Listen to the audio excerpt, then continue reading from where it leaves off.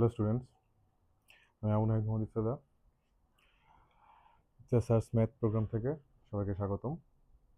আজকে যে ক্লাসটি তোমাদের না হবে সেটা হচ্ছে ষষ্ঠ শ্রেণীর বার্ষিক পরীক্ষার সাজেশন। তোমরা অনেকেই এখন বার্ষিক পরীক্ষার জন্য প্রিপারেশন নিচ্ছ।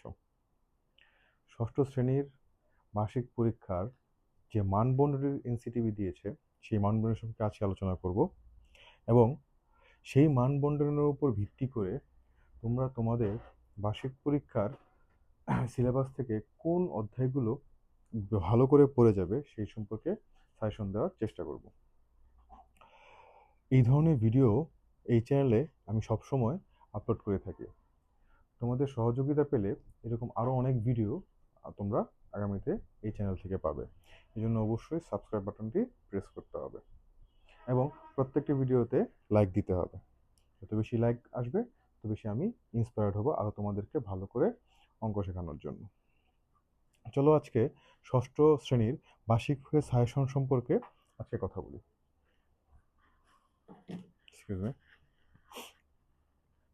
আজকে আসতেছি এনসিটিভির যে মানবন্টন দেওয়া আছে তোমাদের ষষ্ঠ শ্রেণীর জন্য, সেই ষষ্ঠ শ্রেণীর মানবন্টনের তিনটি বিভাগ করা হয়েছে।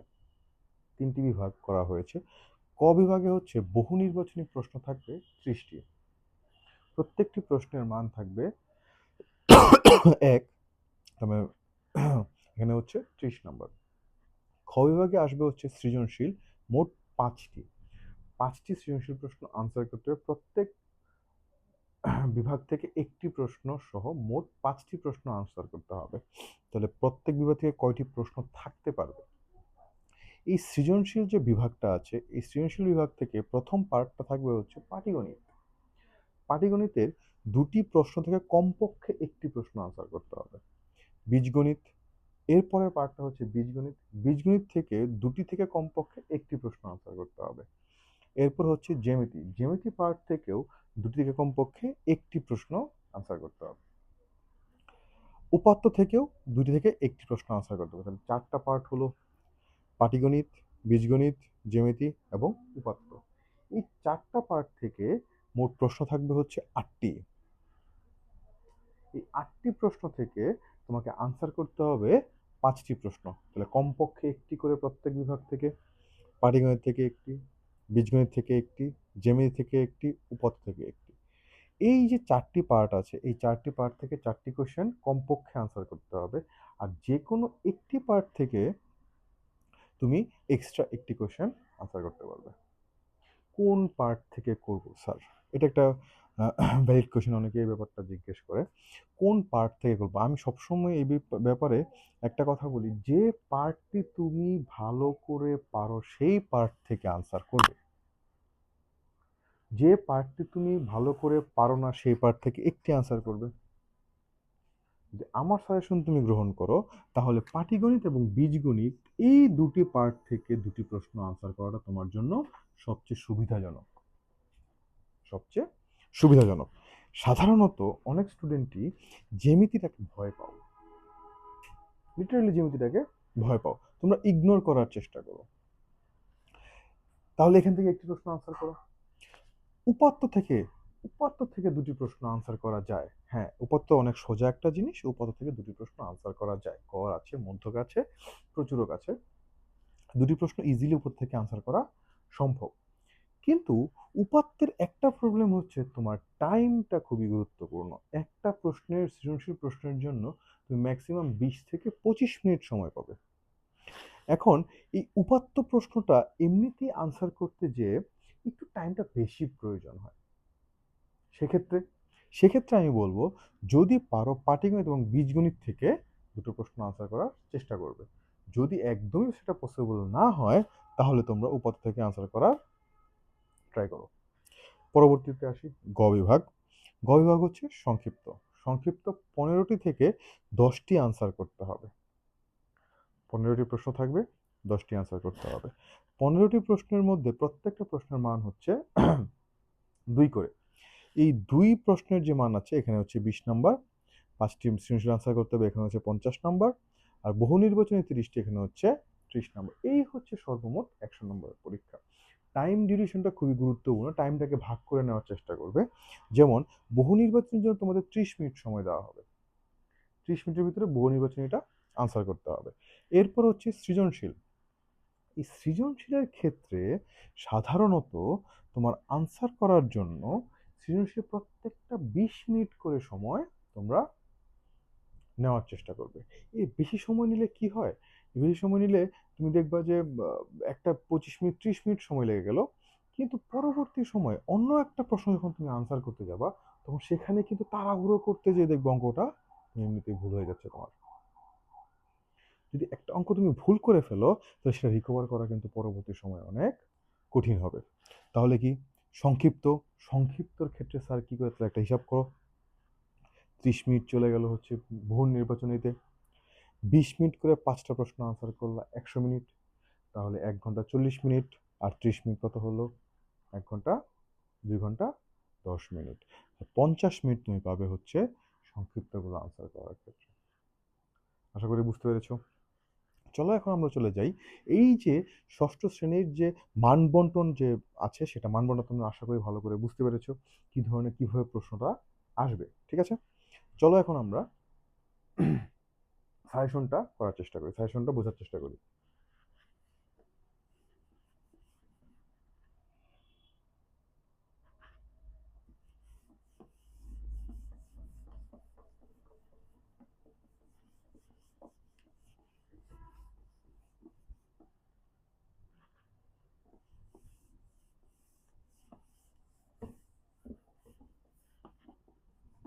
হোয়াইট বোর্ডে ডাস্টার দিয়ে মুছলে আর হোয়াইট থাকে না, সেটা ব্ল্যাক হয়ে যায়।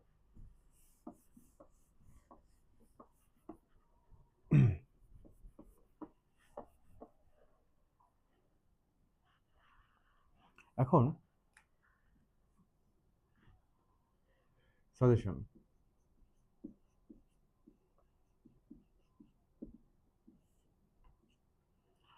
প্রথমে যে পার্টটা আছে পাটিগণিত, পাটিগণিত থেকে সাজেশন দেওয়ার চেষ্টা করি। প্রথমে তো পাটিগণিতের সাজেশনে প্রথমে পাটিগণিত থেকে কি আসে, এমসিকিউ। এমসিকিউ এর জন্য কোনো সাজেশন নেই, এমসিকিউ এর জন্য সব তোমার পড়তে হবে।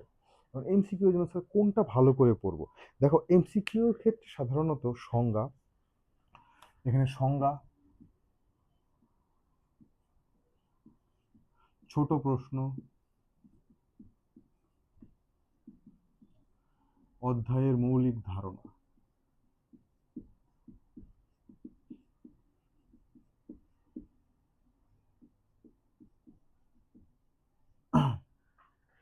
এইগুলো হচ্ছে এমসিকিউ এর জন্য সবচেয়ে বেশি ইম্পর্টেন্ট।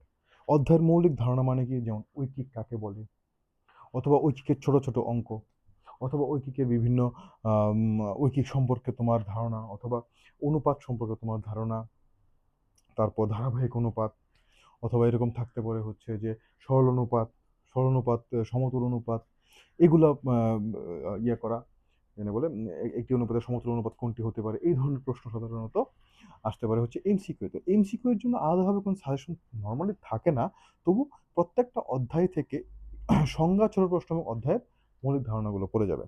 এরপরে হচ্ছে আসতেছি, সাধারণত দেশের সকল শিক্ষা প্রতিষ্ঠানেই বার্ষিক পরীক্ষাগুলো মোটামুটি একই রকম অধ্যায় ভিত্তিকে চলে আসে। কোন কোন অধ্যায় আসতে পারে, যেমন 1.4, 1.5, 1.6, এই 3টা অধ্যায় অনেক স্কুলে রয়েছে। এই 3টা অধ্যায় থেকে একটি সৃজনশীল প্রশ্ন আসার সম্ভাবনা রয়েছে, একটি সৃজনশীল আসার সম্ভাবনা রয়েছে। এখান থেকে 3টি অধ্যায় মিলে একটি সৃজনশীল আসতে পারে, কারণ 3টি অধ্যায় অনেকটা কাছাকাছি এক ধরনের প্রশ্ন প্রোভাইড করতে পারে। এরপরে হচ্ছে 2.2, 2.3, এই দুটো অধ্যায় থেকে একটি প্রশ্ন, 2.3 নিশ্চয় শতকরা অনেকেরই আছে, অনেক স্কুলে আছে, এবং ঐকিক এটা অনেক স্কুলে আছে।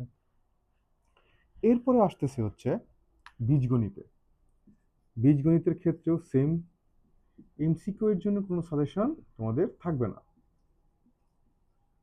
এমসিকিউ আসবে সব, সবগুলো পার্ট থেকে 30টা এমসিকিউ আসবে। এখন এই সৃজনশীলের, বীজগণিতে সৃজনশীলের ক্ষেত্রে কি পড়ে যাব, বীজগণিত সৃজনশীলের ক্ষেত্রে পড়ে যাব হচ্ছে কোন কোন অধ্যায় থাকার সম্ভাবনা সবচেয়ে বেশি। 3.3 সংখ্যা রেখা, এখান থেকে একটি প্রশ্ন হওয়ার সম্ভাবনা রয়েছে।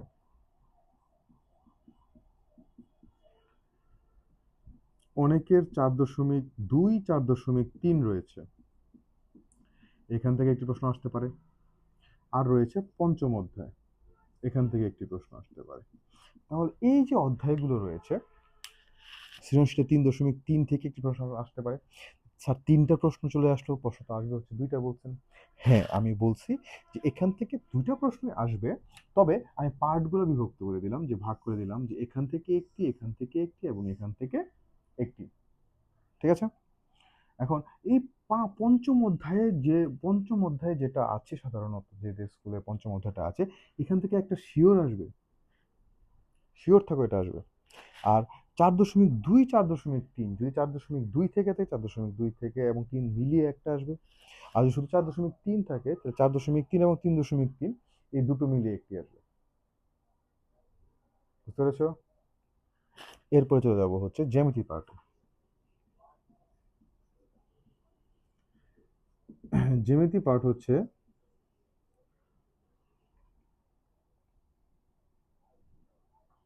এমসিকিউ, সাধারণত জ্যামিতি পার্ট থেকে আসবে, নিশ্চয়ই তোমরা সেটা ভালো করেই জানো। এখন এই জ্যামিতি পার্টের পরে জ্যামিতি পার্টের 2টা সেকশন আছে। কিরকম 2টা সেকশন আছে? একটা হচ্ছে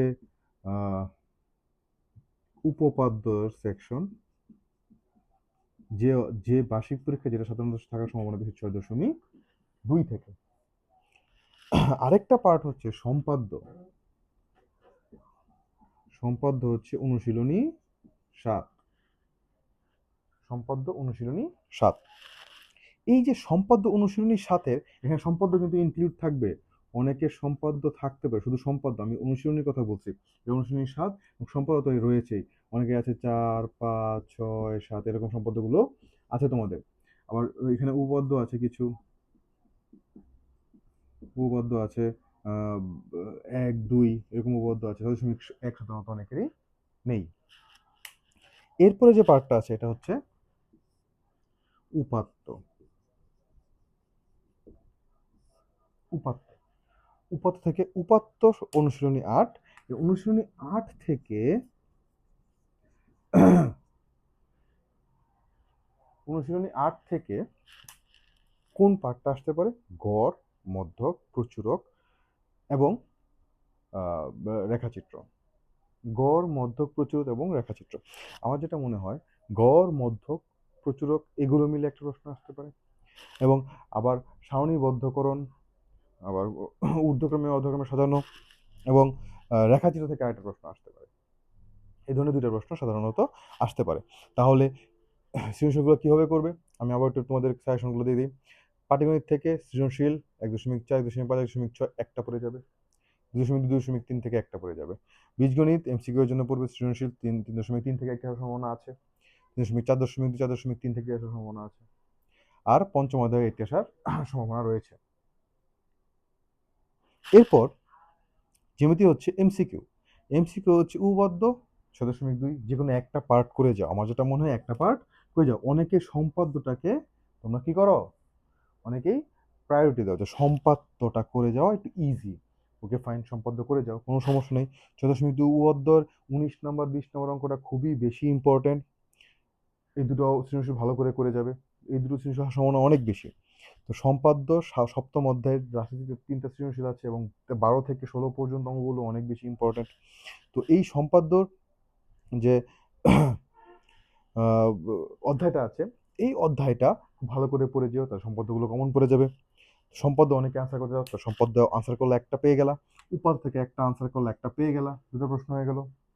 এখন তুমি যদি পাটিগণিত খুব ভালো করে পারো তাহলে পাটিগণিত থেকে 2টা আনসার করো, এখান থেকে 2টা আনসার করো।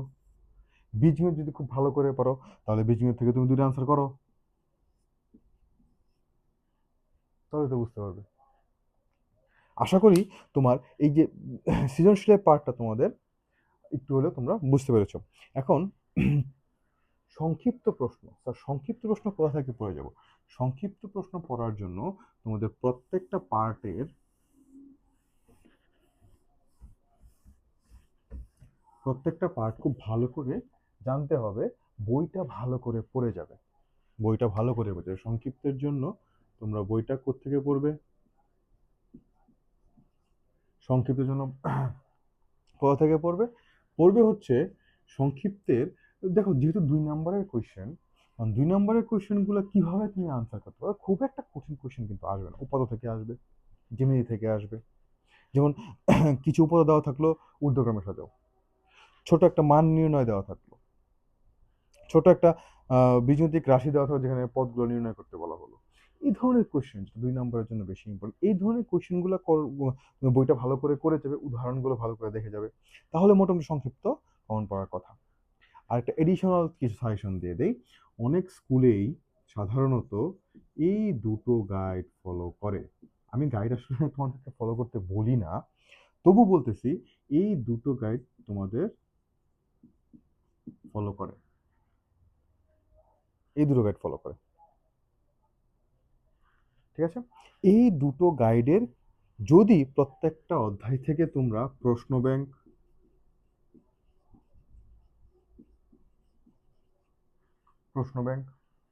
আর এখানে যে গাইডের অতিরিক্ত সৃজনশীল এবং সংক্ষিপ্তগুলো রয়েছে,